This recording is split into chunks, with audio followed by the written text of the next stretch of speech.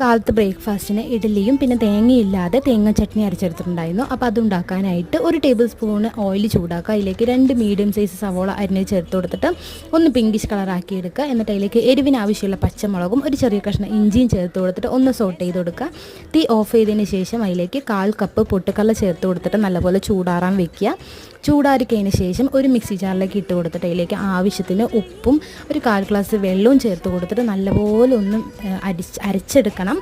എന്നിട്ട് അതിലേക്ക് താളിച്ച് കൊട്ടാനായിട്ട് ഒരു ടേബിൾ സ്പൂൺ വെളിച്ചെണ്ണ ചൂടാക്കുക. അതിലേക്ക് കടുക്, കറിവേപ്പില, വറമുളക് ചേർത്ത് കൊടുത്തിട്ട് നല്ലപോലെ പൊട്ടിച്ചതിന് ശേഷം നമ്മൾ നേരത്തെ തയ്യാറാക്കി വെച്ചിരിക്കുന്ന ചട്നിയിലേക്ക് ഒഴിച്ചു കൊടുത്തിട്ട് മിക്സ് ചെയ്ത് കൊടുക്കുക.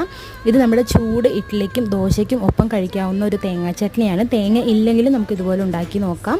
നിങ്ങൾ ഇതുപോലെ ട്രൈ ചെയ്ത് നോക്കുക. എന്തായാലും ഇഷ്ടപ്പെടുന്നതായിരിക്കും. അപ്പോൾ എന്തായാലും ഇന്നത്തെ മിനി വ്ളോഗ് ഇത്രയേ ഉള്ളൂ. നാളെ മറ്റൊരു മിനി വ്ളോഗുമായി കാണാം. അതുവരെ എല്ലാവർക്കും ബൈ ബൈ. ട്രൈ ചെയ്ത് നോക്കുക. അതിനുശേഷം അഭിപ്രായങ്ങൾ കമൻറ്റായി അറിയിക്കുക.